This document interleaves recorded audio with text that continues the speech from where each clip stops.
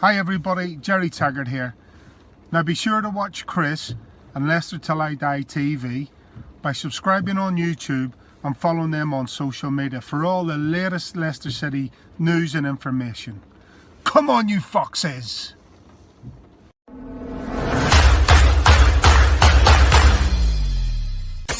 Strap yourself in, because we're set up, switched on and ready to go. You are watching and listening to Chris and Leicester Till I Die TV on YouTube and your favourite podcasts. Leicester Till I Die TV, your first choice for everything Leicester City. Tune in and join in now. Are you ready? I'm saying, are you ready?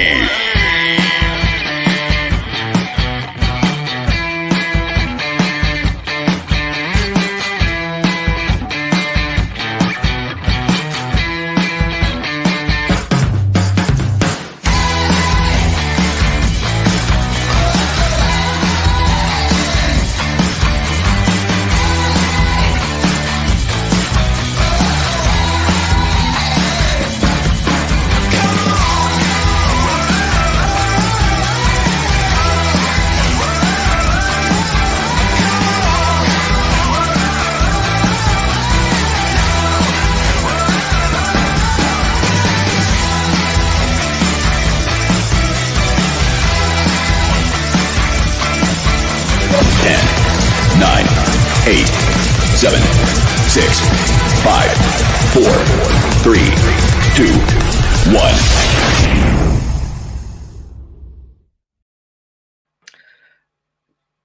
Dare I say it? Good evening, fellow Fox fans. How are we? I've had about 3 sets of notes that I was writing today for the different parts of the game. Good, then it was bad, then it was good, then it was bad. We had one of the poorest performances I have seen us play against West Ham on Monday night. So what do? You put exactly the same 10 out, bar obviously Perez, who was thankfully sent off. So we've not got him for 3 games. We were as bad. We were playing Norwich, who I think lost their last 5 games at least in the Premier League last time they were up here. They've lost the first 2. We couldn't beat Arsenal with that team. Man City put 5 past Norwich. They put 5 past Arsenal today. We've got them in a couple of weeks. I'll leave that thought with you for a second. Think of the Leicester that lost to West Ham. Think of the Leicester that, let's be honest with you, got out of jail today. Do you fancy our chances against Man City? I don't. I seriously do not. And don't say, well, we beat them 5-2 last season. This team... these performances, what has happened to Leicester? We only just got past Wolves. We got stuffed by Arsenal. We were lucky to beat a team today that is probably one of the worst that the Premier League has seen consecutively since Derby went down with the least number of points. What the hell has happened to Leicester City? Because this is not the Leicester City that won the FA Cup. And Brendan, I mean, I'm not, Brendan, he's the best manager we've had in ages. And I'm not saying he goes or any shit like that. But come on, mate, the buck stops with you. You get paid the big money. You get paid to look at that West Ham performance and say, that was shit. We need to do something. And you didn't. You bottled it. You should have made changes today. You absolutely bottled it, Brendan. I don't care what anybody says. You bottled it. You need to grow a pair and drop players that aren't performing for you. Otherwise, what's the point in being a manager? My name's Chris. This is Leicester Till I Die. It's the post-match show. It's the Premier League post-match show with Chris and Brad on Leicester Till I Die TV.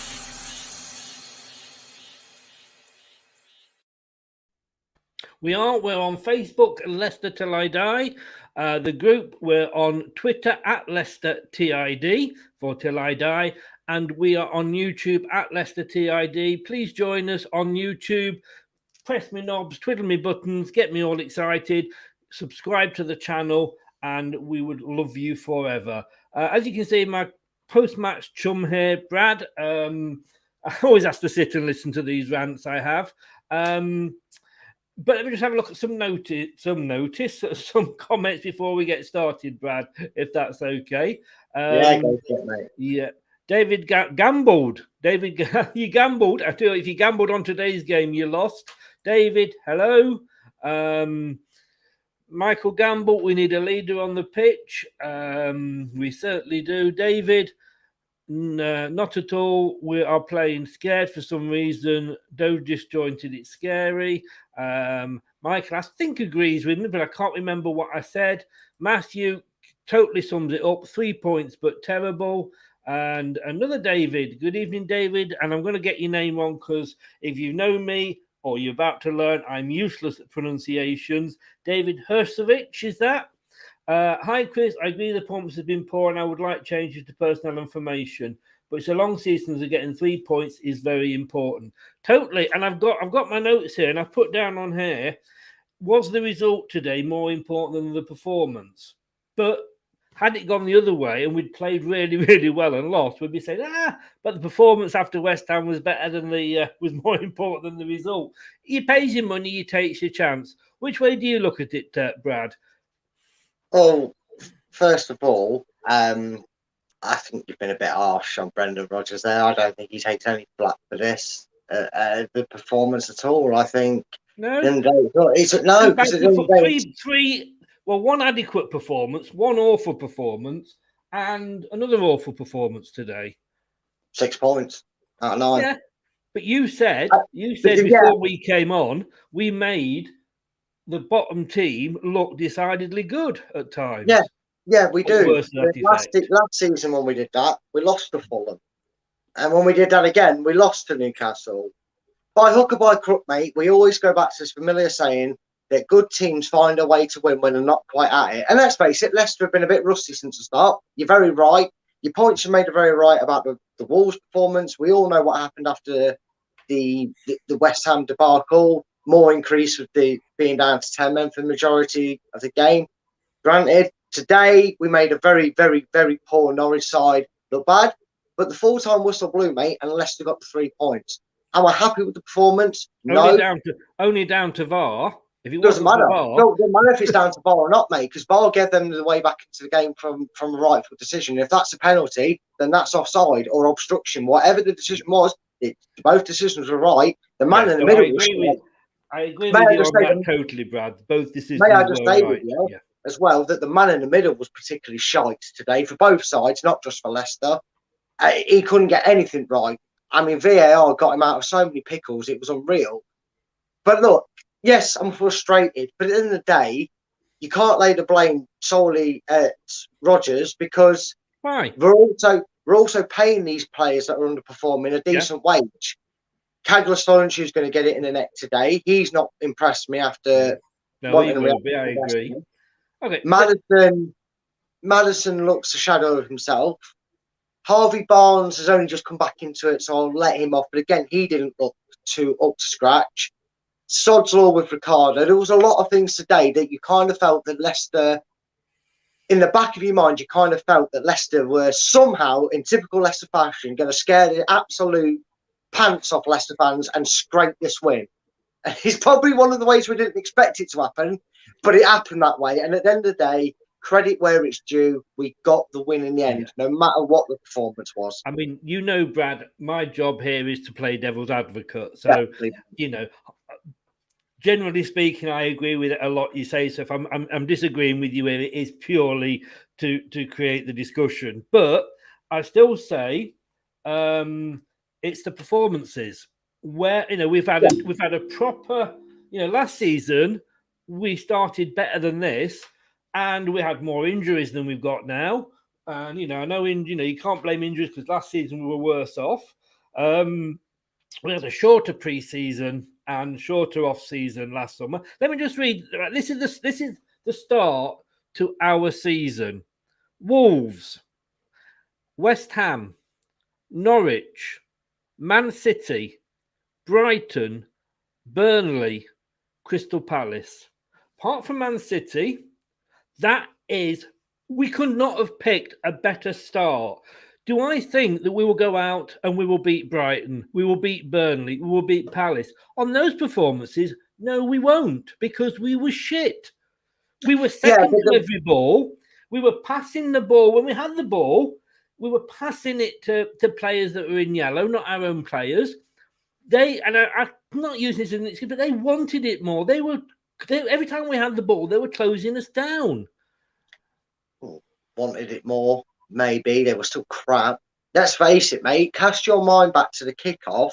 It's easy to look back on this as a total bad performance, but for 40 minutes, Leicester fans, I was rubbing my hands, mate.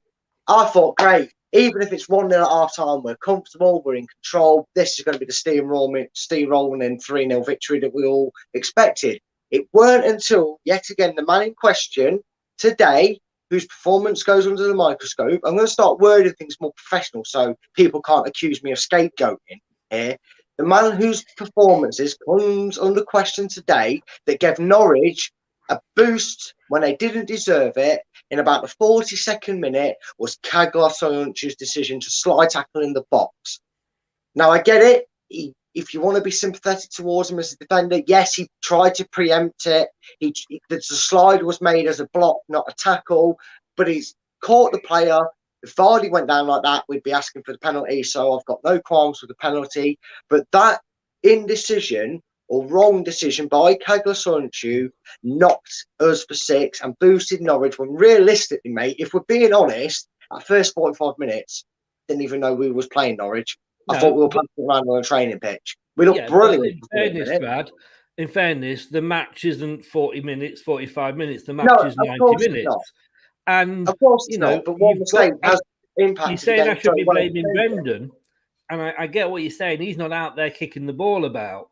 But I've managed a team of salespeople, and if sales are down, they don't get the hassle off the sales director. I do as the manager because it's what I'm paid for, and it is what Brendan is paid for. And I tell you something, if my team had put a performance out like they did against West Ham last week, I would have. Well, I don't know if you saw the show the other day I had with Daniel.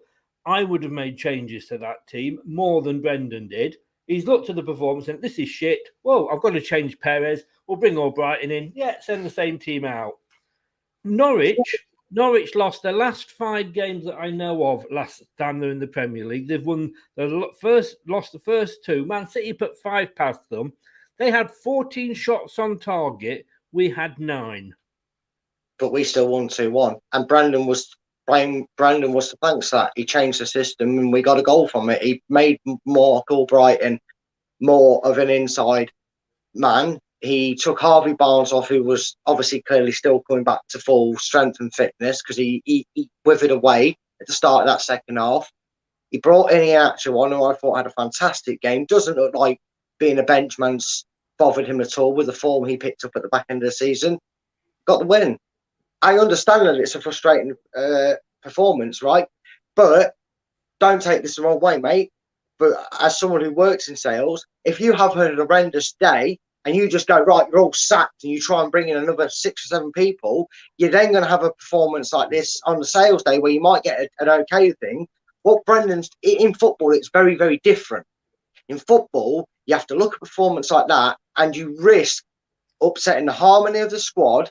You risk upsetting the belief that the players believe the manager has in you by going, well, we just got slapped about by West Ham, so Madison's dropped. Perez sod off. Vardy, you didn't score. Get out. I'm not saying sack. I would not sack the staff because that's like putting players on the transfer list. But wrong. What I'm saying is you and I'm looking at that and think, all right, Vardy scored today. Well done, Jamie. And obviously, he's maybe we're seeing him returning to form. But I just think you can't have bad performance after bad performance. We've had 3 average to bad performances. But and if still we got had 6 3 points, and that's quarters what, of like you that, said. my boss would be coming to me as a manager and saying, what are you doing about it? I said, move the desks around a little bit. No, what he would do, what a director or that boss in the situation would do, and this is exactly what Brendan will do in this situation, is he'll go, got 6 points out of 3, but it's not been by any stretch of the imagination a brilliant 3 weeks. It's not.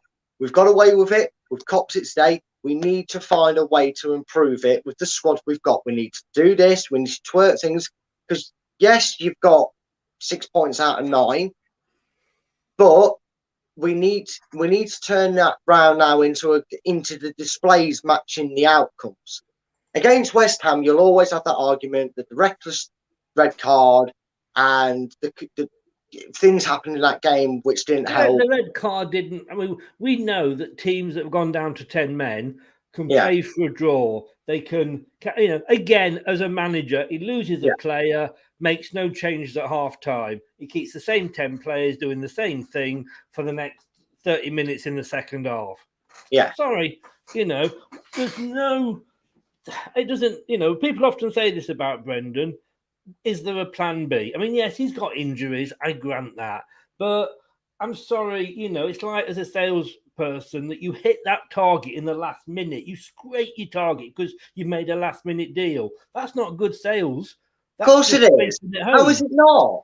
How is it not? Because if you're a good sales team... Then I tell you what, then take the point off us. Take the 2 points off us. It doesn't matter that we got the goal. It doesn't matter that we only just went. Take the points off. That's silly, mate. That's a silly comparison. If I hit my target... Have you worked in sales? I'd be relieved.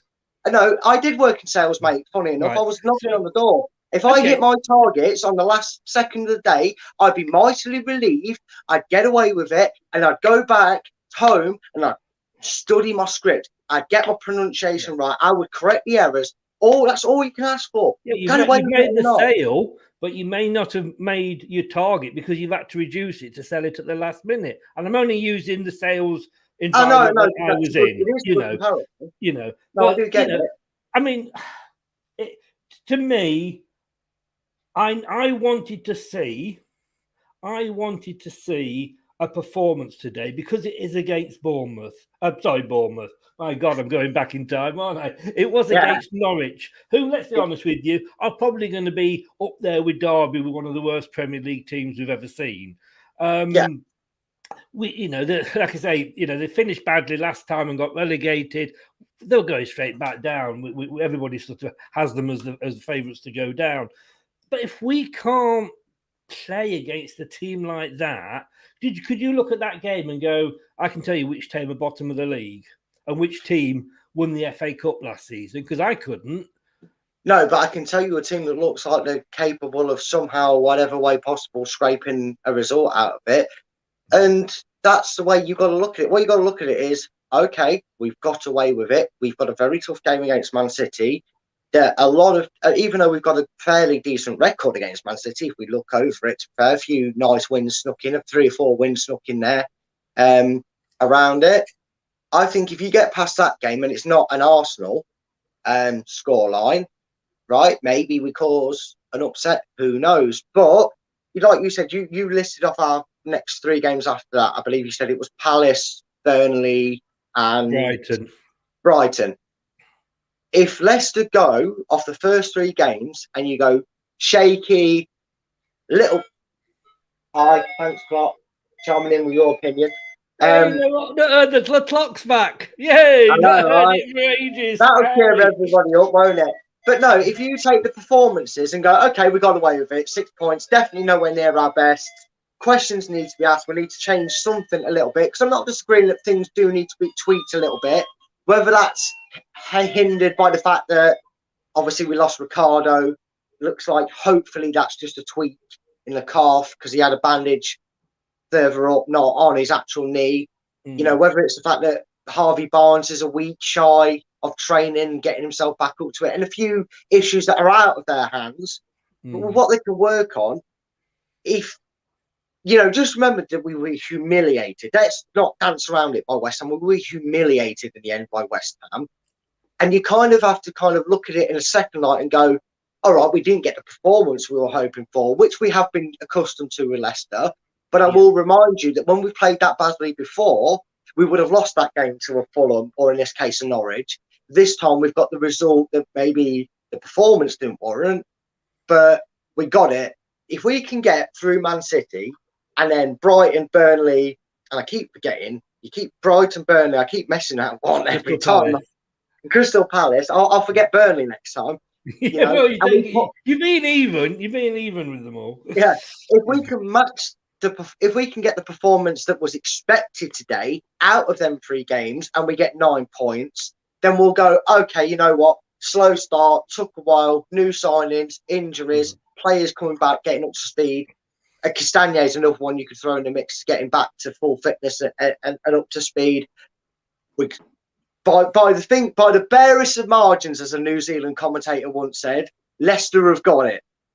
But he didn't say that last part. He said about the wicket in the World Cup for England. World Cup, yeah. By the barest of margins. You mentioned their new signings.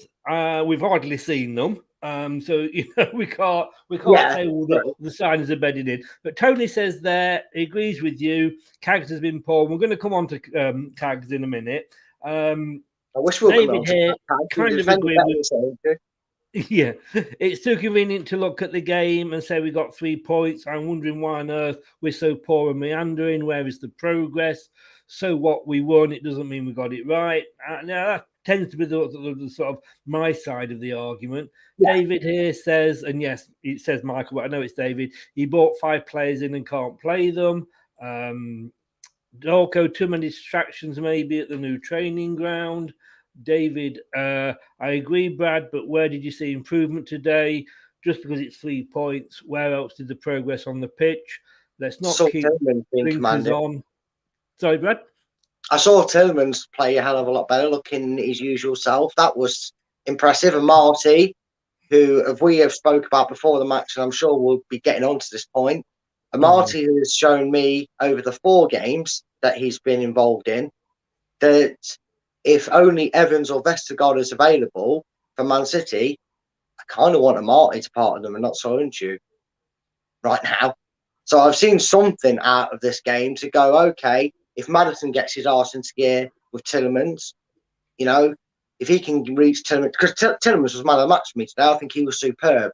His balls across the pitch were Tielemans-esque. You can tell he's got a 100 grand contract tucked his way, can't you? That certainly perked him up.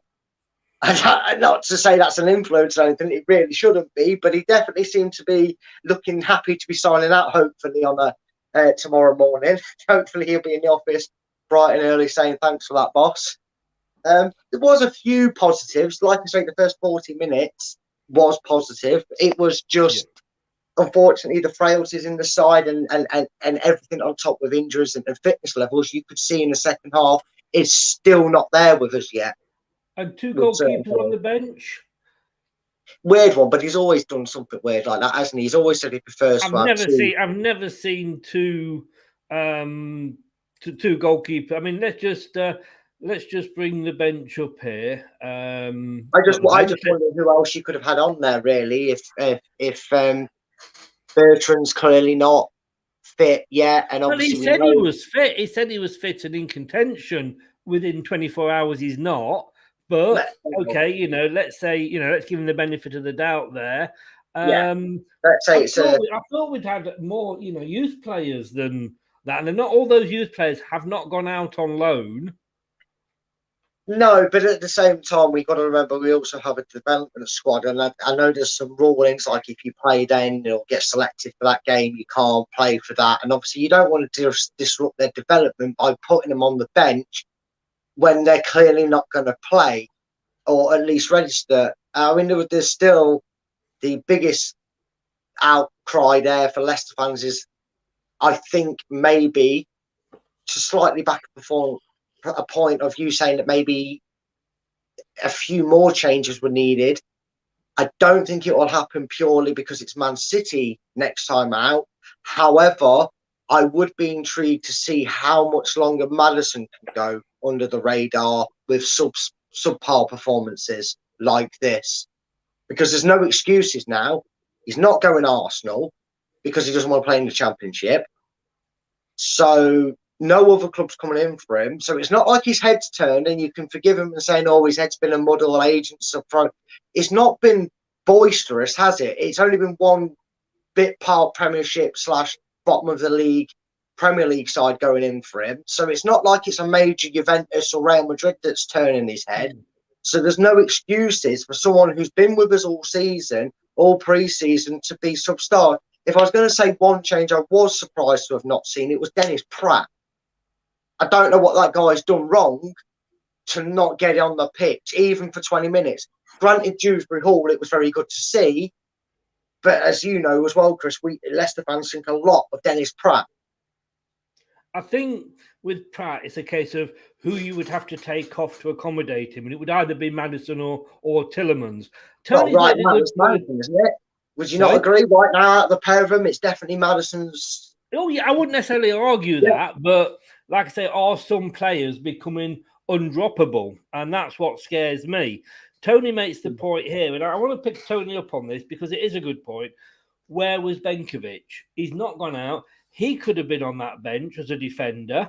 You know, what? I just don't get the point of having you got. I mean, why stick him on the bench? Why not just leave the seat clear? Because, you know, unless Michael's going to get injured and then Ward's going to get injured, whatever happens, he isn't coming on unless Brendan has one of his master plans and thinks, oh, I'll take a Marty off and stick Jupokovic on in defence.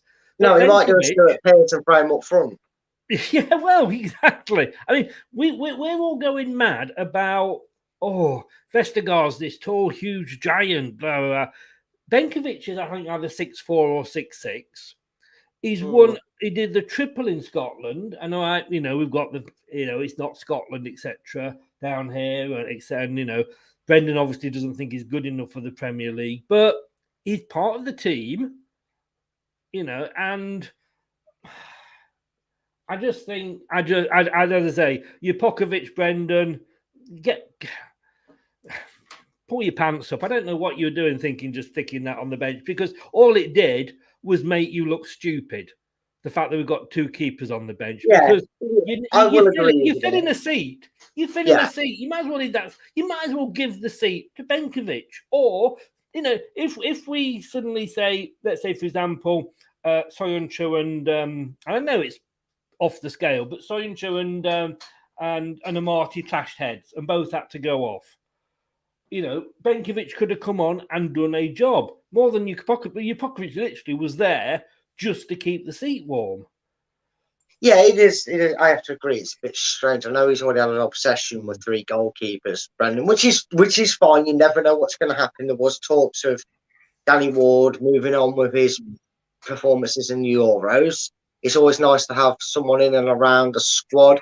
Never really understood his signing at all when we originally signed him, Jakubovic. I never understood it, but hey-ho, he's still here. But I agree with you. The only thing is, clearly there is something on Benkovic's performance. Because let's actually look at Benkovic on a whole just quickly, right? Can you really say during any of his pre-season he's looked like somebody who could go, could you say that Benkovic has ever put in realistically, whether on loan or here, put in a performance of a level where you've gone, well, at least it wouldn't be the end of the world if Evans, Vestergaard or Soyuncu was injured, because we've got Benkovic there. Me personally, no. He's an injury risk. He clearly has a niggling injury. His loan moves were uninspiring, to say the least.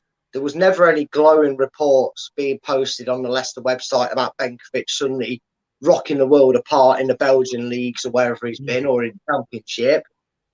I'm actually, whereas I agree with you, I wouldn't put Benkovic on the bench. I may have gone for what you suggested earlier, Chris, and I'd rather have seen a youngster on the bench. Yeah. Because Benkovic has never filled with the confidence that he can do it at the level of the Championship. And I'm not saying I'm not saying he should be a starter by any stretch of the imagination. He's not at that standard that we are now playing at.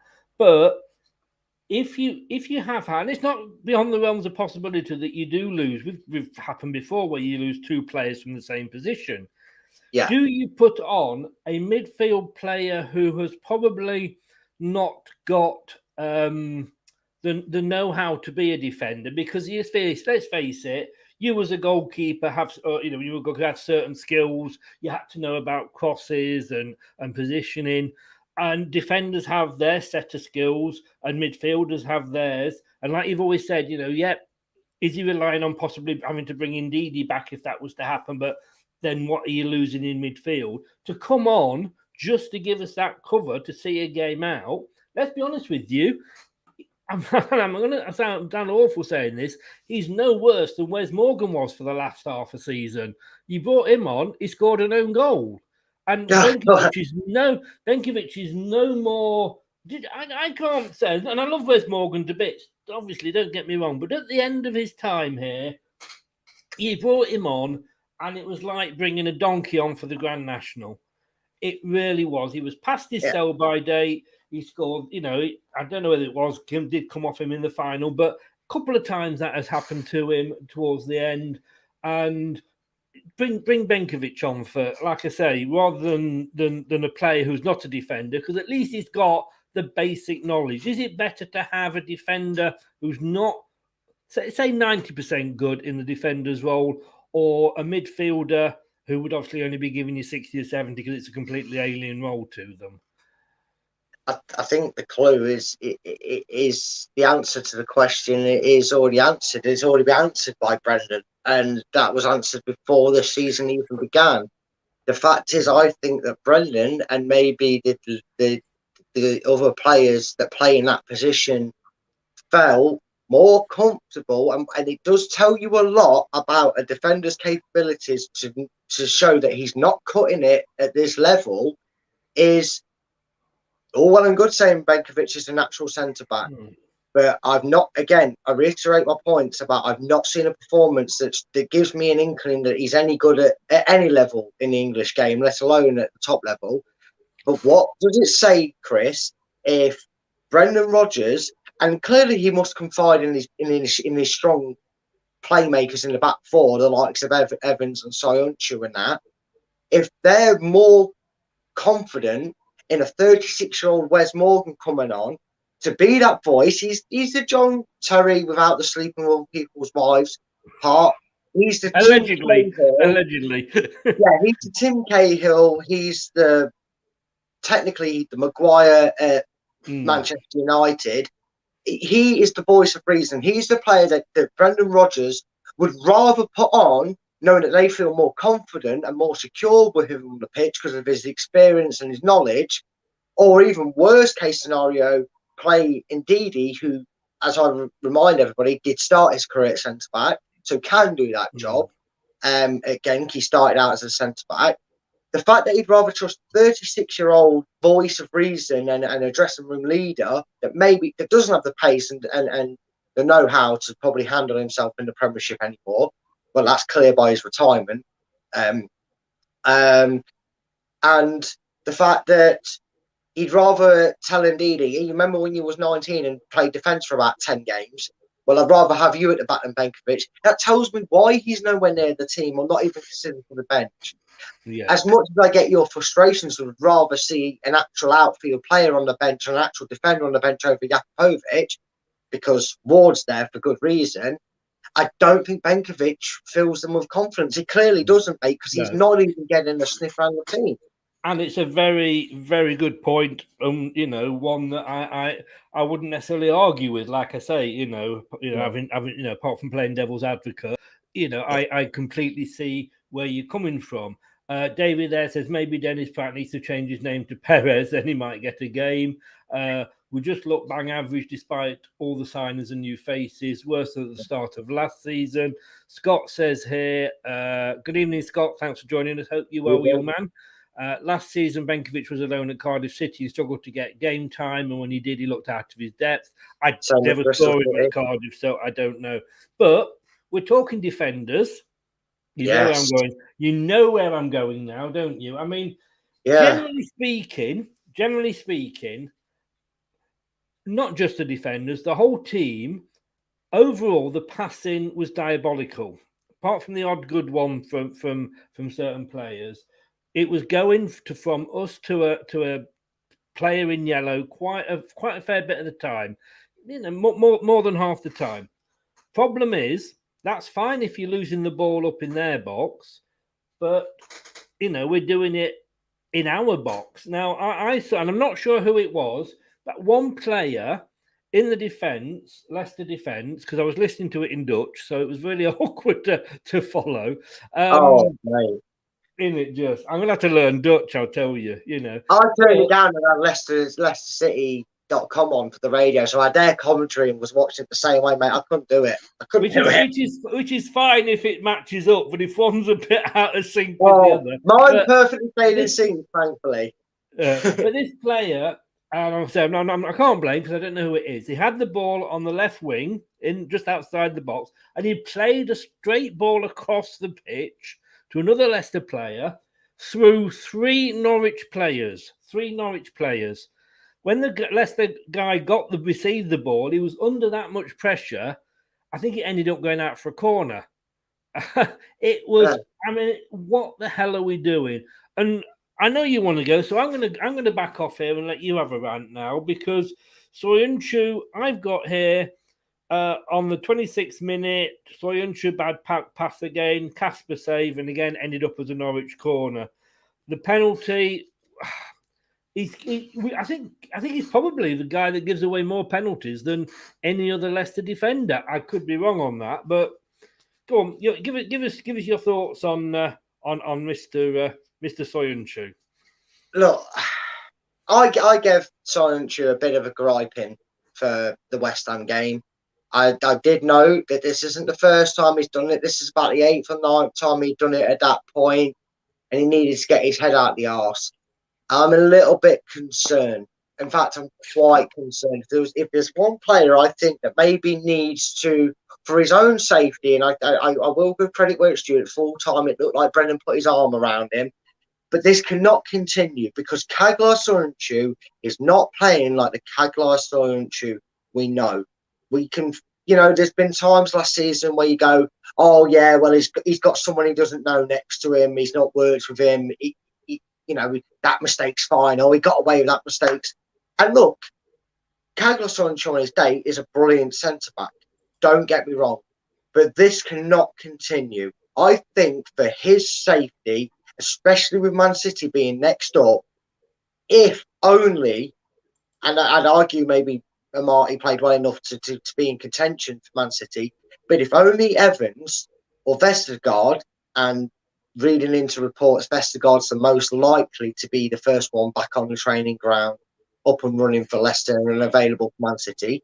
If you said to me, Brad, Amati, Soyuncu, Vestergaard, pick your back two. On the basis of the first 4 games of the season, I'm picking Amati and I'm picking Vestergaard because Soyuncu just does look lost. He looks lost. He looks like that kid that gets a little bit lost when he's out with his parents and he's looking around for mum and dad and he can't find him. He can't find them. When someone like Evans and Vestergaard isn't there, right, and you might say against Wolves, which is probably true enough, he literally had less than 24 hours to get to know the bloke and understand him. But again, that excuse wasn't warranted for West Ham. That was biblical mistake he made, and he made another biblical and careless mistake. Let's not forget, if you just watched, and I know you're perfectly right, Chris, football isn't 40 minutes, but if you look at the basis of the way that game was panning out until that silly slide tackle that led to a penalty, Leicester were 1-0 up, in control, and making Norwich look as average to poor as they are.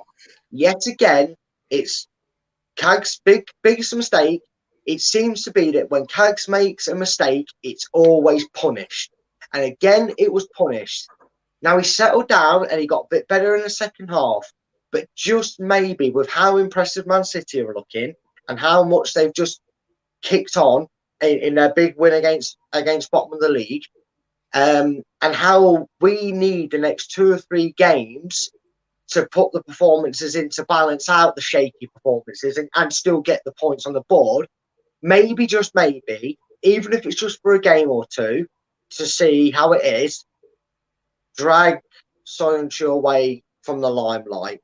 It's nothing on Soyuncu. I still believe in him as a centre-back, but his end-of-season performances, coupled onto a terrible, torrid Euros, adding to his notable errors in the start of the season, I think he needs a break. Maybe the international has come as a blessing to him. I don't know.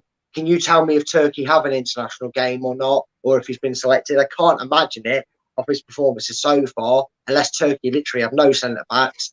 But I think maybe, just maybe, he needs 2 weeks away from football. I think he's one of those players, and no disrespect to Turkey, that I think, oh, we've got a player that plays in the Premier League, we're going to put him into the squad.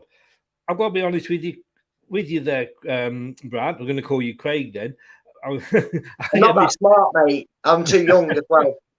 Backhanded compliment, Craig. Backhanded compliment, mate, if you're watching. I said you were smarter than me, but I said you're old.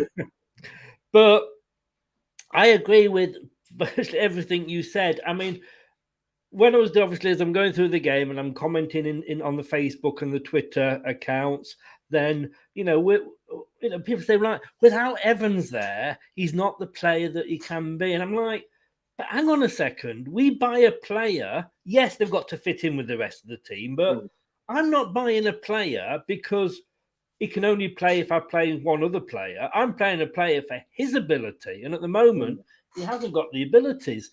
And maybe he needs to be taken out the limelight. Like you said, I mean, Jordan Pickford, he was sort of having a torrid time at Everton, dropped him for a few games and then brought him back. And again, he was good. Sometimes players do need that. They just need to be taken out of that spotlight, like you just said, and maybe given a rest. Yes, it was awful for Turkey. Yeah, he didn't have the, we remember last season, he didn't have a good end to the season at all. And we know he's got a bad game in him. # Bournemouth. But and the thing is, he should be better in a back four because he's absolutely useless in a back three. I wouldn't trust him. I wouldn't trust him to wash my underpants in a back three. But in a back four, when he's got, but he's not doing that. And as you said, I've been very critical. I wanted to drop Amati. I've got to be honest with you. I was in the show that we did during the week with myself and Daniel. I wanted to actually bring Ndidi back into that position and put Samari in the midfield. And I'm going to eat humble pie here because we're very quick. Or we all are, because that's what we're here for. This is the idea of the show. We do criticize players when they have a bad game, as in every game Perez. Can I just say, by the way, and I don't know if you saw the show last night, the preview show, we had Steve Lynix on, obviously the ex-Leicester winger, and he said apparently Leicester City are appealing Perez's red card because, apparently they want him to be banned for 6 games rather than 3. I was going to say, if it's the other way around, keep his ban. But they'll extend it if they try and appeal that. Credit where credit is due. And Marty was brilliant in the Community Shield, man of the match. He looked a bit dodgy, but today he didn't do anything wrong. And as I say, we're here to criticise. So if I criticise when somebody's bad, I want to praise when somebody's good. And like you said, and Marty, for me, did have a good game today. But I don't know, like I say, Soyuncu, we've got that problem with the defence, haven't we? We just seem, I mean, let's go back to, let's talk some good news. Well, I say good news, Vardy's goal. Yes. But, and then, it's like typical Leicester. Vardy, and again, I said, let's drop Vardy and put Inacho and Daka up front because the two played, two up front worked well for us last season. Then Vardy went and got a goal today. Brilliant. Ricardo gets injured. Yeah, I know, mate. I saw him go down, and I was like, "Oh, for God's sake, give us a break at the back." Just give us a break with these injuries. Oh, can I just say, so breaking news. Apparently, we've just signed another defender. Let me just get this up from Sky Sports here. Have we? There we go. Hey, Robin. I saw you post that up earlier, and I thought, hold on, no, Leicester probably have done some deal because they just announced them like that, don't they? Maybe this should be our ideal pairing because we've got Batman. Maybe we need Robin. I tell you what, though, Robin, those trunks look a little bit tight. Budgie smugglers, then, mate. Certainly, and he looks like he's got more than one budgie in there. But anyway, I'm sorry to interrupt, mate. I couldn't resist doing that. We were talking about Jamie Vardy and unfortunately Ricardo getting injured again. Yeah, just when Ricardo. I mean, that was Ricardo prime, wasn't it? That was prime Ricardo. He gets the ball, he nicks it past his man, he beats him for pace, he pulls it back, and Vardy just nonchalantly goes 35, 34, and I'm not supposed to be playing at the Premiership. What did you say? Because that was was him rolling back the years, and you can't. He's defying every logic about a 34-year-old playing at the top level of English football and scoring goals. He really is.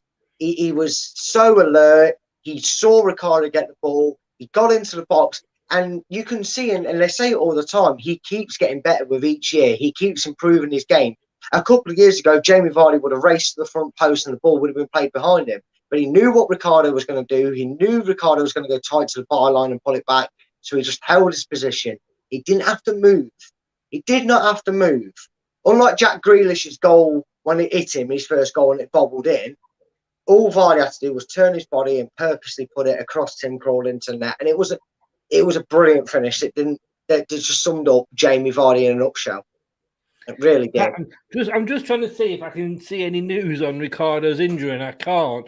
But we've sold another player, Kamal Sowa, assigned for Club Brugge. Yeah, that's a deal that was apparently in the likings for a while. It's undisclosed fee, but the rumours are it's around the 8 million mark.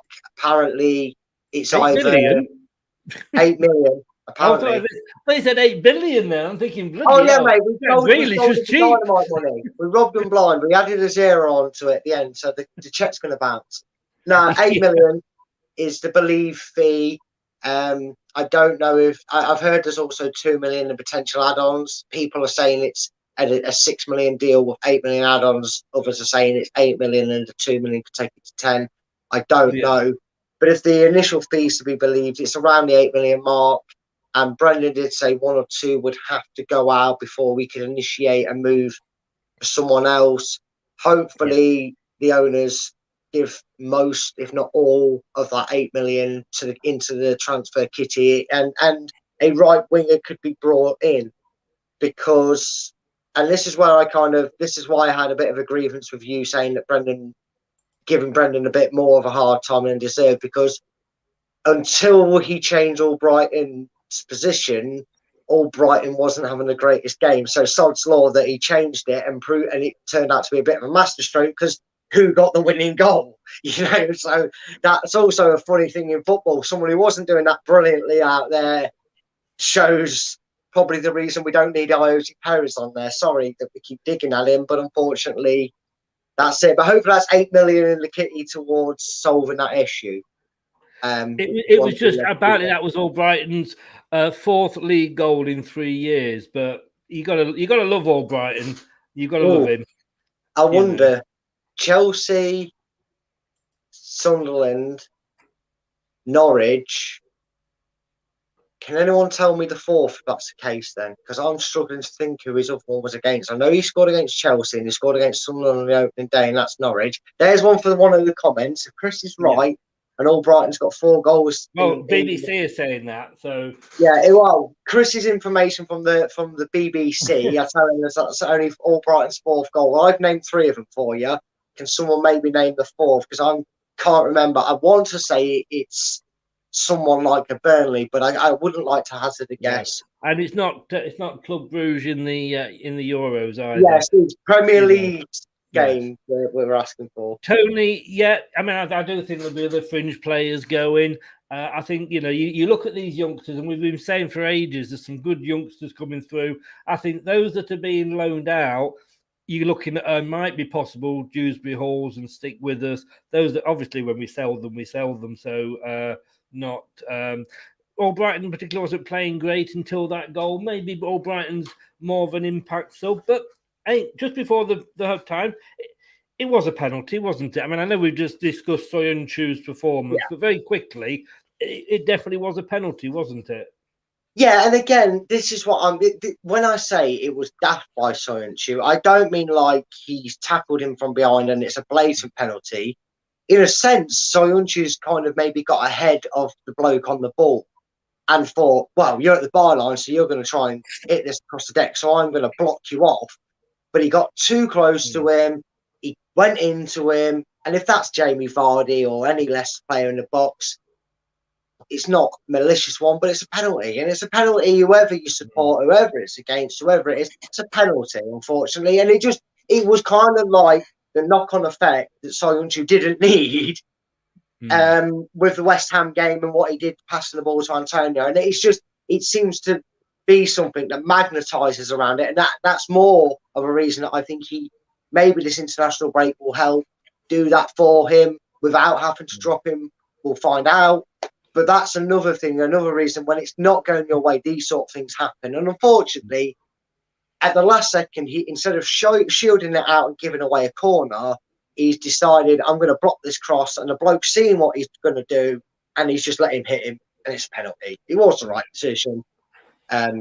Some have said it's not. I think if you're being honest with yourself, like you said to me, and I've just said there, mate, any team, if that's your striker going down or player going down the box, you're wanting a penalty for it because he doesn't get the ball. That's the way you judge a penalty for me. Would I be screaming for it? Talking to Brendan, and he made the sub on 66 minutes. Barnes off, Inacho on, and I did have to laugh because it was the one bit of Dutch I understood, basically because he spoke in English, and he called Inacho super sub. Well, I mean, he's not wrong. He's developed quite a name for himself as that over the last 6 to 7 months at Leicester, albeit he has had a few gleaming performances, which is when things weren't going okay for him and well at him and sunshine on the roads at Leicester. Me and you did defend when he put in them performances that we knew he was capable of. And again, doesn't look phased by his transformation. There's a lot of Leicester fans were maybe expecting to see Leicester stay with two up front. But clearly, Rodgers' early doors made it a tactical change that he's going to imply, and not necessarily a start. Come kick off, that it'll be two up front. It looks like a go-to idea to swap it to two up front, and then he actually took it with grace. He in fact, I believe he did the most vital part in the build-up to the winning goal. He made the break up in play. Like you say, Brighton did get the winning goal. 2-1. And Harvey Barnes was probably more of a natural sub because, like Matt Elliott said on LCFC, he's not quite yet back up there. We did only just get him back at the very latter stages of pre-season from his injury. So I kind of expected for him to get an hour. In that hour, he died off near the end, but he had a very good 45 minutes. So that's, again, another positive we can take from this. Looking forward to our next 3 or 4 games with the likes of Harvey Barnes. And we're back to seeming to be, we've got Bertrand who can seem to get that ball past the first player at corners and at free kicks. Brighton's back to being Maddison number 2 because, he had 2 attempts at one with 2 corners and neither time could he get it past the first man. No, and again, the one thing I would say is there a way that you maybe look to get Bertrand in the side without losing Luke Thomas? Because again, if you're looking for someone who, last season we used the phrase with Ndidi a lot, didn't we? He didn't really get his name mentioned a lot, but when you did, he was always doing something pretty good. And more times than not, Luke Thomas had a solid game today. He didn't really have to do too much in terms of defending until that second half when Norwich had a bit of a period. but he didn't do anything wrong. He had a very good game, and it'd be interesting to see how he's going to implement Bertrand back in there, because ideally we look as sharp as attacking set pieces as we do defending them, which is not very, if I'm being blunt. But again, it's a great thing to have when you're thinking like, can I really afford to drop Thomas for Bertrand? Because Bertrand, for me, was one of the revelations of the pre-season. But it's great that you've got two players that you can't choose between. 2-1 up. Possibly you could say maybe a little bit against the run of play, but in the first half, backing up what you said earlier, until that last minute, we did have sort of the better of the first half. Second half, Norwich were coming at us. Like I said to you, 14 shots, I think it was, compared to our 9. 2-2 nearly. VAR got us out the mire. I thought, to be honest with you, offside, but I thought he was blocking Schmeichel. I honestly think it was one of them that if it's kind of like a batsman nicking it but also it getting stumped at the same time. He's either getting caught behind or he's out either way. So Cantwell talked himself into the book, which I think was very stupid of him. I don't get it. I've never understood why players keep going on that a ref wants a decision made. He's not all of a sudden going to go, actually, you know what? You've spoke in my ear for the last 5 minutes. Can I just pull back play and give that decision that he really, really wants? No, shut up about it. Deal with it and deal with your animosity after the game. It's very almost childish, I call it, when a player does that. He kind of got booked. He deserved it for it. Whether he likes it or not, tough. Whether he was either a millimetre offside, which you could argue the new rules should have leaned on him. And it doesn't matter whether Norwich say, well, Casper wasn't going to save it anyway because the header was in the bottom corner. You cannot guarantee that. But the reason I say that is, if he's blocking Schmeichel's view, then Schmeichel doesn't know to move over 3 or 4 yards before that header comes in. Yeah. And then he doesn't, and that 2-3 yards makes a hell of a difference to getting nowhere near it with a diving save, to getting fingertips. Just go look at the FA Cup game. Tell me 2 saves that Schmeichel made that he wouldn't save if Todd Cantwell stood in front of him because he can't see the fucking ball or what's going on. Excuse my French.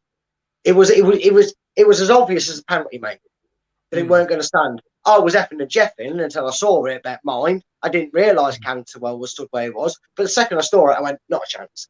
Yeah, not a chance is that getting overturned, because that was ridiculous, and he deserved the yellow card. He couldn't keep his mouth shut, could he? And so at that point, still 2-1 to Leicester. Dewsbury Hall came on for Maddison. 5 minutes injury time, and I'm thinking like, oh my God. Possible penalty in the 94th minute, or Brighton in his hand again? It wasn't even looked at by VAR. And again, the rule changes have probably helped, because last year I think that stupidly would have got given. But it's one of them where his hand's where it is, where he's trying to put a bit of pressure on Cantwell while he's on the ball. It's hit him. It's very ridiculous to give a penalty. Granted, like I've literally just said, last year, some idiot at VAR would have decided it's a deliberate handball and gave it. But thankfully, some tweaks to the rule, I don't know, maybe they hired, what's his name? Common Sense, that's who they hired. Common Sense. They hired Common Sense to prevail a little bit with these decision makings. No, it was never a penalty. And do you think, because a lot of the time, and we were seeing a lot of fouls that weren't being given. I mean, I know you criticised the referee earlier. Was it bad reffing, or is it just these new rules now where they're trying to let the game flow more? See, the problem is obviously with the joys of having crowd back in, they make a lot of incidents sound 10 times worse than what they are. It's actually quite refreshing to see a lot of fouls that he let, not fouls, that's completely the wrong way to word it. He let a lot of hefty tackles, but fair, meaty challenges go. And I will give referees credit. We saw it in the Community Shield. We've seen it a lot. I about had an heart attack over the last 3 or 4 weeks because all I've heard from commentators is praising referees. I thought they must have had an heart attack themselves or something. But it's good to see a little bit of contact back in a contact sport, because let's face it, Chris, we was getting basketball standards as stupid. It was. It was. But that doesn't negate the fact that the referee couldn't get some of the clear and obvious decisions wrong. He gave them a corner, which I don't think. I think there was a pigeon 4 miles away in the air that saw it came off of Norwich's header, and it shouldn't have been. Yeah, it should have been a corner, not a goal kick. I don't know. I'm honestly maybe being a bit harsh, but I think maybe his angle is the only reason he doesn't give the penalty to Norwich in the first place. There was some weird decisions that should have got a yellow card that didn't, and then he did eventually balance that out by giving yellow cards for what he would have written down as persistent fouling, but really it was. I should have given a yellow card to you earlier. It is nice to see, like you say, common sense prevailing. We're going to look at some score predictions now, but no, don't. Yes, do. I've had a mare. You've had a great one this week. I've already checked, mate. I've had a mare. We'll be straight back after this. The Premier League is back, and we've got it all covered here on Leicester Till I Die TV. Subscribe. But first of all, I just want to do something a little bit special here. Well, I say special. It's not special. Anybody that ever remembers listening to Talk Sport on the drive time going home with Darren Goff and I don't know who the other guy was. He was a Peterborough fan, but they used to have. I don't know if you ever listened to it, Brad, but they used to have the Daily Arsenal. Oh. It rings a bell, but I don't remember watching it. No, you wouldn't watch it because it was on the radio. You know what I mean? I know Goffy's quite good on there on TalkSport. I do like Darren Goff. I like him as a cricketer. I think he's a bit nobody liked the guy he was with though. But anyway, they had this thing called the Daily Arsenal. So I am introducing this, and I didn't pull it up in the West Ham game because obvious reasons. But today I do feel I can pull this up. Oh, Rosie, that laugh! Oh, her laugh, bless it. And honestly, if anyone didn't watch our prediction show, Maisie was on it. Go and check it out. It was game week 2. Her laugh. If you've had a bad day, Arsenal fans, you're feeling let down. No. We're kicking Arsenal fans while all right, Burnley fans.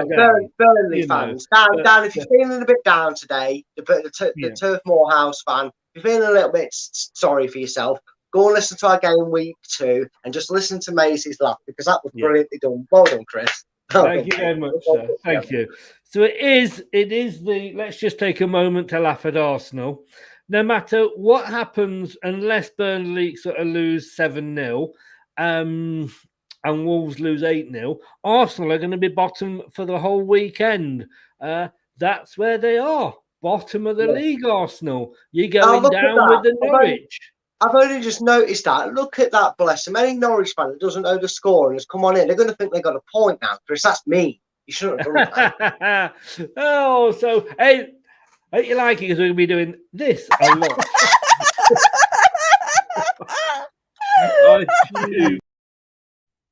And do you want to know something that's funny? Timo Pukki's penalty keeps them above Arsenal because they've scored a goal unlike Arsenal. Okay. So, are we doing a player for Adrian Durham? That's it. Thank you, Dave. Adrian Durham. I know the Ginger Whinger. The Ginger Whinger. But I did used to like the Daily Arsenal, and we will carry on that in Adrian. Adrian has now moved on from the Drive Time show. We'll carry that on in your memory, Adrian. Okay. So just look at the result. Man City, as we know, put 5 past Arsenal. Villa and Brentford got a draw. Everton beat Brighton. Newcastle, Southampton drew. Obviously, we beat Norwich. Palace, well done, Palace, getting a point at West Ham. And currently, it's Liverpool 1, Chelsea 1. And Chelsea down to 10 men. They are. Chelsea are down to 10 men. Yeah. Remember when Chelsea won the league with Lukaku signing back for them? Yeah, well, exactly. But this is, we're coming on to the prediction league that we do in a second, but this is the one that we do, a bit of fun that we do with the X-Foxes on the website, LeicesterTillIDie.com. Last match and next match, you'll see the predictions and the result. I'm not doing so well so far this year after I won it last year. I went for 2-0. Ian Marshall went 1-0. Walsh and Tags spot on with 2-1. Linex, Steve Linex, bottom of the league again, Steve. You were top for a week. But his reverse psychology worked, didn't it? It did, but he doesn't get any points for that. And our good old Ian Wilson there, 2-0 to Leicester, agreed with me, but we didn't quite get it right. And at the moment, Walsh and Tags are top of the league. And I've got to be totally honest with you, mate, I'm not going to argue with both of them. Talk to us about the Prediction League, though. Yeah, so the Predictions League, it's a version of like the Super Six. It's available at thelongball.net. We have created a Leicester Till I Die League. Link is down below, and it's trailing there at the bottom of your screen. All you need to do, it's free to sign up. It's dead easy. Sign up with an email, create a username and password to log into, as you do with most things. And then all you need to do is let Chris know either through our Twitter handle or down below in the comments below what your username is, and he will pass them on to me through chat, and I will get you added to the Leicester Till I Die League. And just a reminder of that, it's thelongball.net. It's fairly simple. If you've ever played Super Six, it's exactly like that. It gives you every weekend's fixtures for the Premier League. And obviously you get all week. I actually didn't do mine until last night because I'd had such a busy week, but you get right up until a few hours before the first game kicks off to get your score predictions in. So even if you woke up at 9 o'clock on a Saturday morning and there's a 12 o'clock kickoff, you could still go on there and do your predictions. It will still give you a chance to get them in on time.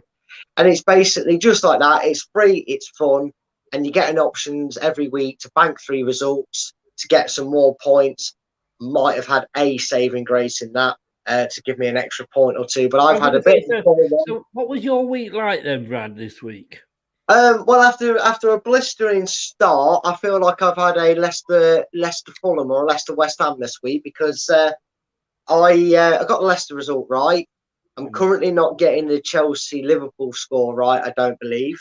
I've got the Man City result. No, I haven't checked yet, but did you say I had quite a good week? You have jumped ahead of me. Last week you started today's week's of predictions down in 7th, and I was up at 3rd. I was on for a title charge. Now at the moment I'm struggling to hold on to your Europa League conference, and you've gone up the lead at the moment. You're having a Spurs, as we like to call it. You're having a Spurs. Yeah, not quite an Arsenal, but definitely a Spurs. But it just shows how fun and competitive it is because the banker did me well last week. I got my one result that I got dead right with the banker token on it. Instead of just getting 2 points, which they give you for a correct score, I got 3. So I helped myself out, probably saved my blushes this week. But it just shows that even if you're joining in now and it's a bit late and you think, well, I'm a week behind you. I'm a week behind you're a week behind me. Gone ahead of you. Yeah, and see, there you go. Perfect example. I put some bad result predictions down on purpose just to yeah. Anyway, but no, it just shows if you turn around. You could come in if you're a prediction king and get 10 results out of 10 and be top of the league after 1 week, and you could be talking about your title parade. Talking of predictions and scores, etc. As we know, Alan Bennett very kindly, straight after the game, doesn't really have long to think about it. He goes through all the matches. He lets me know his man of the match and his team rating and how he thinks Brendan's done. And like I say, he hasn't got time to go away and have a think about it. And so I was a bit. He literally gives it me as soon as he gets a signal walking out the grounds. But this is what, and I haven't put it up yet because we do this show quite quickly. But this is what he's gone for. So he's given Brendan a 7. Which at the start I was probably thinking, did he deserve that? But we got the win. The team 6, I kind of, because we didn't have the performance. Yeah, we got the 3 points, but we didn't performance. And I thought, Daniel Amati, man of the match. He didn't do anything wrong. I mean, I know, Brad, you said old Yuri there. Maybe they'll give it him in the hope that he might sign on the dotted line. See, like I say, I'm having humble pie and custard for my dinner tonight because I've criticised him, but he's been all right. Yeah, definitely. I think for expectations of what you're expecting the levels of performance, I think Daniel Amartey is a very good shout for man of the match. I do stand by my own opinion and say Youri Tielemans was the difference for us in that sense going forward, especially in that first half. But Daniel Amartey is rightly up there as one of the better performers of it. And I think the manager rating's right. I think a 7's right. Like I said, it's easy to say that the performance wasn't what we expected, but he got two things right: the tactical change in the shape and the result. So, manager, what do you want from a manager? At the end of the day, you want 3 points and for him to make good decisions. And he did it. I think a 7 and a 6 is spot on, by Aaron. I've got to agree. We're just going to last week we did something a bit different. We actually rated all the players ourselves, but we're going to do this week because we're maybe a bit short of time here. Is have a look at what the BBC followers, shall we say, have voted for the players. So you can see there that I'll just bring it up. That's the Norwich ones there. Absolutely, and I put that there actually for Craig if he's watching. Don't know if he will be. He's probably actually travelling back. But in the preview show we do on a Friday night, he picks one to watch. Last week he picked Antonio as the one to watch. Yeah, we know what happened there. And this week he picked Rashika as the one to watch, and the Norwich fans voted him their best player. So maybe Craig does know a little bit more than he's not just a pretty face, are you, Craig? I'd love to even be a pretty face. But anyway, Jamie Vardy won the man of the match from the BBC. And these are the Leicester ratings. We'll just run through these quickly, Brad. Vardy, 8.25 with Albrighton and Castagna and Ndidi. There's a top 4. Bit of a strange one. I think people are very clouded by a lot of things. I think Vardy naturally gets a higher rating because he got the goal and he did create space and he created a few chances at openings throughout the game. I don't think he was man of the match. I definitely don't think he played an 8. Castagna was probably not ideally wanting to be risked by Brendan today, but for obvious reasons had to. And a fairly solid game. Clearly not back up to his best, and maybe trying to dress up as Batman because of his eye injury is hindered him a bit. But I don't think he was up there as one of our best players either. I don't know. No, and indeed, he had a quiet game that played well. Indeed, for me, was kind of there. You know, again, I think in fairness to Ndidi, he was one of the players who really he had a mare against West Ham. And I think he did a lot better today. Under Ndidi, Piera at 7.31. Really unfortunate. For 7.5 minutes, he was brilliant. For 7.5 minutes, he was brilliant, weren't he, mate? And then I'm not sure how you could get that higher score on 7. He literally got a point per minute. He was 7.5 minutes. He didn't get an assist. You'd imagine if he'd been able to play the 90 minutes, we might be swinging our shirts around, screaming about Ricardo getting 3 assists and a 5-0 win. It's just one of them, isn't it? You can't judge him, but realistically, you go off how he did that. But that's what we missed when he's not playing, isn't it? Because it was a great run. Unfortunately, I think he stretched a little bit too far. Dewsbury Hall, I mean, again, he was on for 10 minutes. Did he do enough? And another thing, I love Dewsbury Hall. Again, apart from Bertrand, he was one of my pre-season players of the pre-season, if that makes sense. Yes. But 7.27 for 10 minutes, not sure I agree with that one. No, Tielemans, I suppose Dewsbury Hall, unlike previous Leicester young players and players that Leicester have brought in, he has the luxury of not being forced into the Leicester squad. And Brendan's actually able to ease him in. I think it's quite clear where he's going to feature this season. He's not going to maybe be one that plays 10, 15 games, but he might make 10 or 15 substitute appearances. Yes. Depending on the game situation. So I'd say it was a 5. I wouldn't say it was a 7, but he definitely didn't do anything to make me question him being around the Tillemans 40. there gets a 7.23. Inacho, 6.82. Thomas, I thought was better than the 6.67. Schmeichel, 6.54. And Amati, a hell of a lot better than the 6.45, in my opinion. Yeah, some people seem to vote off emotions, I guess, on the fact that Vardy scored the goal or Brighton got the winner. It's always easier to show, and to the greatest respect to some Leicester fans, maybe they don't have the calmest personified approach that Alan Bennett does for giving an instant rating after the game. But at the end of the day, it's easy to always try and pinpoint positives from a shaky performance when you get the 3 points. Yeah. Personally, if you was to say, Brad, where's your top 3? I'd go Tillemans, Amati, and I'd then probably put Vardy in there, because even though Vardy didn't get a lot of the ball in the second half, again, he played Dewsbury Hall in, who on another day, that pass would have gone to Inacho and he'd have lashed it in the back of the net. It was just millimetres behind him. It was a fantastic ball.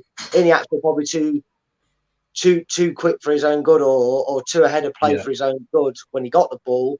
But yeah, I would have probably gone Tillemans, Amati, and Vardy. And then the bottom 3 there that we've got is Maddison, Barnes, and Soyuncu at the bottom, which is probably the one thing that we will agree with the with the other fans on. Yeah, I think it wasn't a very good performance. He definitely was the bottom of the pile, I'm afraid. And like I said, I just hope this international break gives him 2 weeks to clear his head. And then he's in the, and if he's pairing against Man City, he has a blinder and does a Robert Hoof and scores a goal against them, and we win the game. But time will tell, mate, won't it? Time will tell. We'll see. Exactly. We're up to 6th. We're going to win the league. Hey, no, we're not. I'm lying. I should have gone to Specsavers. We're up to 8th, but we've got 6 we're going to win the conference then. Gives us 6. We've got 6 points, which makes us equal with Man City in 5th. So technically, you could say we're equal 5th at the moment. So maybe the roses are sprouting up in the garden. Who knows? Maybe, mate. And again, the next 4 games, if you want to include Man City in that and not class them as a free hit, they're important, because if you can forgive a shaky start and getting away with it with 6 points, if they can come out of the next 4 games with 7, 9 points, I think you'd be very happy as a Leicester fan.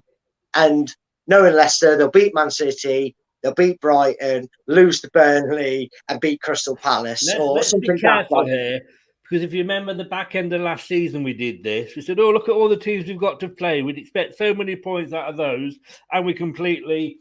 Well, Leicester went and did what Leicester do, which is lose when we should have won, and vice versa. David said in there, Brendan was critical of his players. Well, good to hear. It's good to hear, to be fair. You've got to be honest. You've got to be honest sometimes, and I think Brendan is, but I don't think he'll be ultra critical, because I think he leaves that, for that behind closed doors. Brad, week off for you next week, mate. No game. Although we're playing internationally. I don't care. I don't care. I am sick of internationals. What's their obsession with having them? End of the season. We don't need it. But why? Why? Yeah, but it is. I believe it is a competition game. It's not a friendly. I don't believe. give a monkey's rat's arse what it is. They should be doing them at the end of the season. Do the qualifiers at the end of the season if you want to do it, because you're just piddling me off, really. There's no need for us to have players go on international duty because England or their teams are playing Afghanistan's 11. Like, are we playing Spain in a current qualifying game? No, we're not. Who cares? Stop internationals ruining our season. Or take the rugby initiative. Take the egg chasing initiative and I'm going to have to cut you off there, because we're going into Sunday. We're going into Sunday. Brad, enjoy the international break, mate. Thank you so much. You made some excellent points, and your clock's going off again. Shows how long we've been on. And that's my water, mate. We'll speak soon, mate. Take care. See you later, mate. Thanks a lot. Cheers. Thanks to Brad there. He did make some very good points, a lot of which I agree with. And like I say, I tend to play devil's advocate with all the guests on here. That's my duty.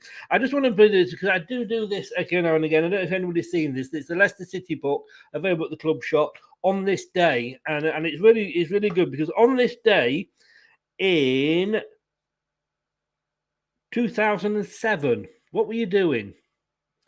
Well, you were probably down at Nottingham Forest because Leicester City's Carling Cup second round tie at Nottingham Forest was abandoned at half-time after City defender Clive Clark had a suspected heart attack and was rushed to hospital. Leicester were trailing 1-0 at the time, and if you remember, when we replayed the game, we let the Nottingham Forest goalkeeper score to make it 1-0, and we still beat them. And but the good news obviously was that Clive Clark went on to make a recovery. I'm going to read this one because it's 31st of August, and I know it's not the 31st of August today, but I'm not here on the 31st, as in doing this sort of a show. I think we're doing a Norwich. We're having a Norwich guy on Tuesday to talk about the game because it's Bank Holiday Monday, and we're also doing the Southampton quiz. So the quiz of the week is back, the big fat football quiz. But on the 31st of August in 1963. No, don't pretend you weren't there. Don't pretend you weren't there. But Leicester City powered to the top of Division 1, which for the kids amongst us used to be the top division, with a 7-2 demolition of Arsenal at Filbert Street. The Gold owed much to an injury to Gunners keeper John McClelland. He apparently suffered a fractured collarbone, and an England striker went in goal. But we beat Arsenal on the 31st of August 1963 by 7 goals to 2.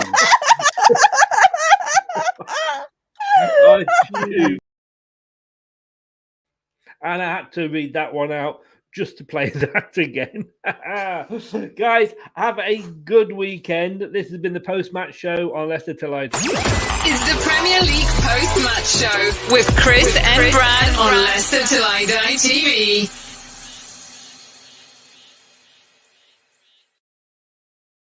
So if you are available Monday night and you are not doing anything for the bank holiday, I'm on, I think it's Munzie TV. It's a Man United channel, going over there for a general football chat. Looking forward to that. Follow me on that. I'll retweet it. Follow us on Twitter at LeicesterTID because we tend to sort of do a lot of these things are retweeted rather than posted in Facebook. And then on Tuesday, like I say, 7 o'clock, we have got the big fat football quiz with Southampton. It'll be a good laugh with the guy there. Just hope he's not got that Southampton shirt on that looks like he's gone painting in it. And at 9 o'clock, I think it is, we will be speaking to Canary Cast and talking about this game. And I'm sure they're going to have something to say to me on that one. But whatever you do, have a great weekend. It's a bank holiday. Enjoy it. I think it's the first bank holiday that we are COVID-free. Is that right? As in, we are allowed out. We're like big children. We're like adults. We can go out. Hey, we don't need to go out in there with supervision. Hey, have a great bank holiday. I will see you either on Monday night on Munzie's channel or say on Tuesday here for the big fat quiz, big fat football quiz at 7 o'clock on Tuesday. Have a good bank holiday. Stay safe, guys. Hello, goodbye now. Matt Elliott here. Be sure to watch Leicester Till I Die TV on YouTube and follow all them social media platforms for all the latest updates and news on Leicester City Football Club. Thanks for watching Leicester Till I Die. This is Chris saying goodbye and see you next time.